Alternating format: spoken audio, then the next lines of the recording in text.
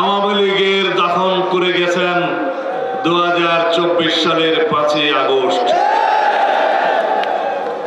ছাত্র জনতার গণ অভ্যুত্থানের মধ্য দিয়ে 1969 সালে আইয়ুব খানের পতন হয়েছে।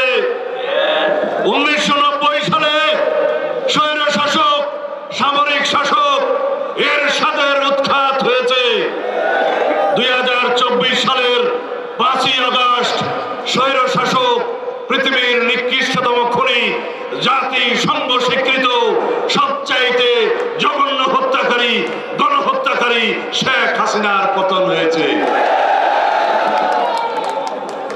আওয়ামী লীগের রাজনৈতিক মৃত্যু হয়েছে। আপনারা এই সংবাদ বাংলাদেশের সমস্ত রাজনৈতিক কর্মীদের কানে কানে পৌঁছে দিবেন। আওয়ামী লীগের রাজনৈতিক মৃত্যু হয়েছে, দাফন হয়েছে দিল্লিতে। যে এই সংবাদ গণমাধ্যমের বন্ধুরা আপনারা প্রচার করবেন। মুর্দা ফ্যাসিস্ট হাসিনা এখন কাফন পড়ে কথা বলছে দিল্লি থেকে।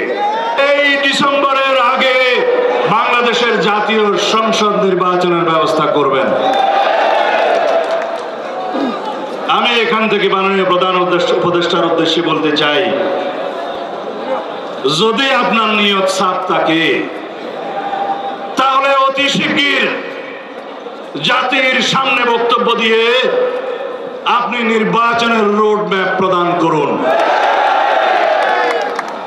তার আগে দ্রব্যমূল্য নিয়ন্ত্রণ করুন, জনগণের ক্রয় সীমার মধ্যে নিয়ে আসুন। আপনার কিছু উপদেষ্টা আছে যারা জনগণের পালস বুঝে না, নাড়ি বুঝে না।